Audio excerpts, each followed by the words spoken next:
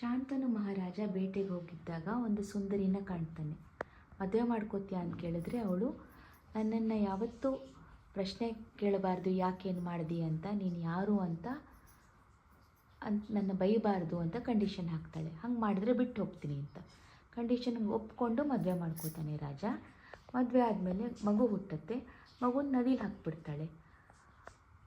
Condition ಜ್ಞಾಪಕ ಇಟ್ಕೊಂಡು ರಾಜ ಸುಮ್ಮನಾಗ್ತಾನೆ. ಇನ್ನೊಂದು ಮಗುನೂ ಹಾಗೆ ಮಾಡ್ತಾಳೆ. ಆ ಥರ 7 ಮಕ್ಕಳನ್ನು ನದಿಲಿ ಹಾಕ್ತಾಳೆ. 8ನೇ ಮಗುನ ಅವಳು ಎತ್ಕೊಂಡಿದ್ದಾಗ ರಾಜ ಅವಳನ್ನ ತಡೆ ಹಿಡಿದು ಕೇಳ್ತಾನೆ, ಯಾರು ನೀನು, ಹಿಂಗೆ ಯಾರು ಮಕ್ಕಳನ್ನು ನದಿಲಿ ಹಾಕ್ತಾರ, ಕೆಟ್ಟೋಳೆ ಅಂತ ಬೈತಾನೆ. ಆವಾಗ ನಿನ್ನ ಕಂಡೀಷನನ್ನೆಲ್ಲ ಮುರಿದ್ಬಿಟ್ಟು ಅದರಿಂದ ನಾನಿನ್ನು ಬಿಟ್ಟು ಹೋಗ್ತೀನಿ, ಆದರೆ ಯಾಕೆ ಅಂತ ಹೇಳ್ತೀನಿ ಅಂತ ಹೇಳ್ತಾಳೆ. 7 ಮಕ್ಕಳು ಅಷ್ಟವಸುಗಳಾಗಿದ್ದರು. ಅಷ್ಟವಸುಗಳು ಒಂದು ದಿವಸ ವಸಿಷ್ಠ ಋಷಿಗಳ ಹಸು ಕಾಮಧೇನುನ ಕದಿಲಿಕ್ಕೆ ಹೋದರು. ಯಾಕೆ ಹಂಗೆ ಮಾಡಿದ್ರು ಅಂದರೆ ದ್ಯೂ ಅನ್ನೋ ವಸುವಿನ ಹೆಂಡತಿ ಆ ಹಸುನ ಕೇಳಿರ್ತಾಳೆ. ಅದಕ್ಕೆ ದ್ಯೂ ಪ್ಲ್ಯಾನ್ ಮಾಡಿ ಅಣ್ಣ ತಮ್ಮಂದ್ರನ್ನ ಹೆಲ್ಪ್ ತೊಗೊಂಡು ಹಸುನ ಕದ್ದಿರ್ತಾನೆ. ಇದು ಗೊತ್ತಾದ ಋಷಿಗಳು 8 ಜನಕ್ಕೆ ಭೂಲೋಕದಲ್ಲಿ ಹುಟ್ಟಕ್ಕೆ ಶಾಪ ಹಾಕ್ತಾರೆ. ಕ್ಷಮಿಸಬೇಕು ಅಂತ ಕೇಳಿದಾಗ 7 ಜನ ಹುಟ್ಟಿದ ತಕ್ಷಣವೇ ಸತ್ತೋಗಿ ಮೇಲೆ ವಾಪಸ್ ಬರ್ಬೋದು, ಆದರೆ ದ್ಯೂ ಮಾತ್ರ ಭೂಲೋಕದಲ್ಲೇ ಇರಬೇಕು ಅಂತ ಋಷಿಗಳು ಹೇಳಿರ್ತಾರೆ.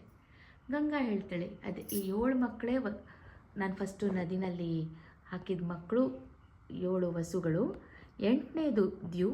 ಈ ಕೂಸು ಭೂಮಿಲೇ ಇರ್ತಾಯಿತ್ತು, ಈ ಮಗು ನಾನು ಇಟ್ಕೊಂಡಿರ್ತೀನಿ, ಆದರೆ ನಾನು ನಿನ್ನ ಬಿಟ್ಟು ಹೋಗ್ತೀನಿ ಮಗುನ ಕರ್ಕೊಂಡು ಅಂತ ಹೊಟ್ಟೋಗ್ತಾಳೆ. ರಾಜ ಒಬ್ಬಂಟಿಗ ಹಾಗೆ ರಾಜ್ಯಭಾರ ಮಾಡ್ಕೊಂಡಿರ್ತಾನೆ. ಒಂದು ದಿವಸ ಗಂಗಾ ನದಿ ಹತ್ರ ರಾಜ ನಡೀತಿದ್ದಾಗ ಒಂದು ಹುಡುಗನ ನೋಡ್ತಾನೆ. ನನ್ನ ಮಗನ ವಯಸ್ಸಿಂದೇ ಹುಡುಗ ಅಲ್ಲ ಅಂತ ಅಂದ್ಕೊಂಡ್ರೆ ಆ ಹುಡುಗ ಮಾಯ ಆಗ್ತಾನೆ.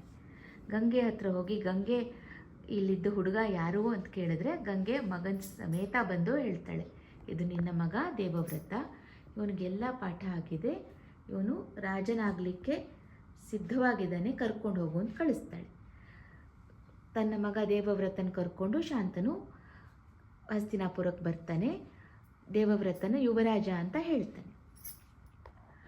ಆಮೇಲೆ ಒಂದು ದಿವಸ ಯಮುನೆ ನದಿ ಹತ್ರ ನಡೀತಾ ಇದ್ದಾಗ ಅಲ್ಲಿದ್ದ ಒಬ್ಬಳು ಮೀನು ಹಿಡಿಯೋನ ಮಗಳು ಸತ್ಯವತಿನ ನೋಡಿ ಅವಳನ್ನ ಮದುವೆ ಮಾಡ್ಕೋಬೇಕು ಅಂತ ಅಂದ್ಕೋತಾನೆ.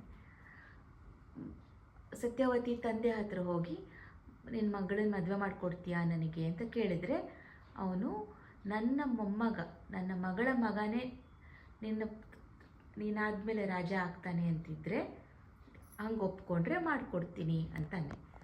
ದೇವವ್ರತಂಗೆ ಅನ್ಯಾಯ ಆಗತ್ತೆ, ಹಂಗೆ ಮಾಡೋಕ್ಕಾಗಲ್ಲ ಅಂದ್ಕೊಂಡು ರಾಜ ಹೊಟ್ಟೋಗ್ತಾನೆ. ವಾಪಸ್ ತನ್ನ ರಾಜ್ಯಕ್ಕೆ ಬಂದು ಇರ್ತಾನೆ. ಆದರೆ ಅವನಿಗೆ ಸತ್ಯವತಿನ ಮರೀಲಿಕ್ಕಾಗಲ್ಲ, ಅದಕ್ಕೆ ಬೇಜಾರಾಗಿರುತ್ತೆ. ಇದನ್ನು ಕಂಡುಕೊಂಡ ದೇವವ್ರತ ಅವನು ಹೋಗ್ತಾನೆ ಸತ್ಯವತಿ ತಂದೆ ಹತ್ರ. ಅವನು ಕೇಳ್ತಾನೆ, ಇದೇ ಕಂಡೀಷನನ್ನು ಅವನ ಮುಂದೂ ಹೇಳ್ತಾನೆ ಸತ್ಯವತಿ ತಂದೆ. ಆವಾಗ ದೇವವ್ರತ ಹೇಳ್ತಾನೆ, ನನಗೆ ಈ ರಾಜ್ಯ ಬೇಡ, ನಾನು ಬಿಟ್ಕೊಟ್ಬಿಡ್ತೀನಿ, ಮತ್ತು ಮುಂದೆ ನನ್ನ ಮಕ್ಕಳು ಮೊಮ್ಮಕ್ಕಳು ಯಾರು ಈ ಹಕ್ಕು ಕೇಳಬಾರ್ದು ಅನ್ನೋದಕ್ಕೋಸ್ಕರ ನಾನು ಮದುವೆನೇ ಮಾಡ್ಕೊಳ್ಳಲ್ಲ, ಬ್ರಹ್ಮಚಾರಿಯಾಗಿರ್ತೀನಿ ಅಂತ ಶಪಥ ತಗೋತಾನೆ. ಇಂಥ ಶಪಥ ಅವನು ತಗೊಂಡಿದ್ದಕ್ಕೆ ಅವನ ಹೆಸರು ಭೀಷ್ಮ ಅಂತಾಯಿತು. ದೇವತೆಗಳೆಲ್ಲರೂ ಅವನನ್ನು ನೋಡಿ ಭೀಷ್ಮ ಅಂದರು. ಸತ್ಯವತಿನ ಮದುವೆ ಮಾಡ್ಕೊಡ್ಲಿಕ್ಕೆ ಅವರಪ್ಪ ಒಪ್ಕೋತಾನೆ.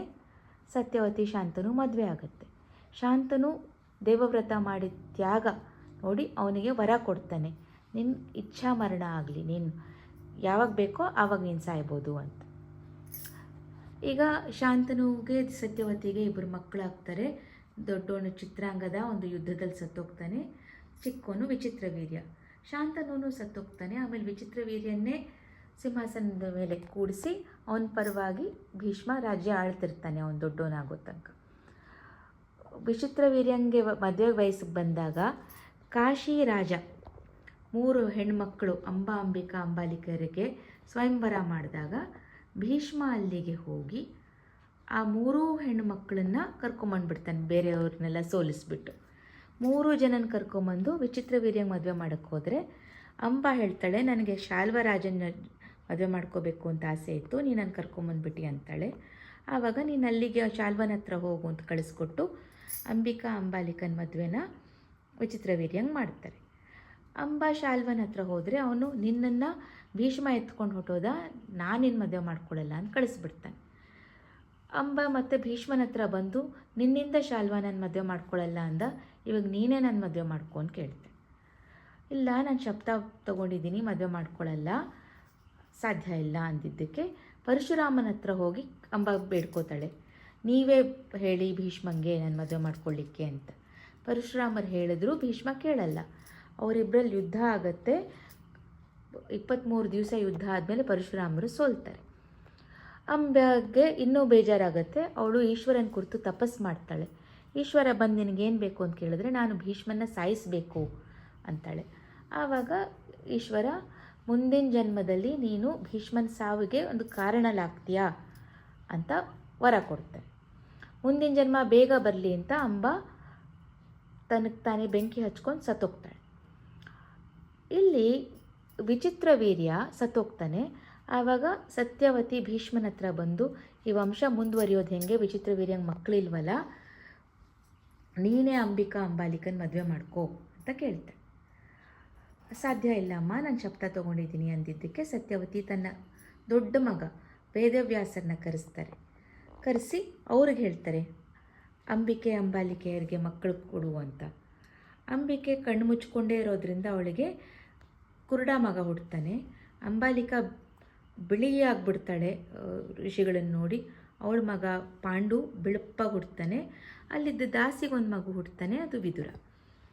3 ಮಕ್ಕಳನ್ನು ಬೆಳೆಸ್ತಾರೆ, ವಿದ್ಯಾಭ್ಯಾಸ ಎಲ್ಲ ಮಾಡಿಸ್ತಾರೆ. ಭೀಷ್ಮಾಚಾರ್ಯ ನೋಡ್ಕೋತಾರೆ.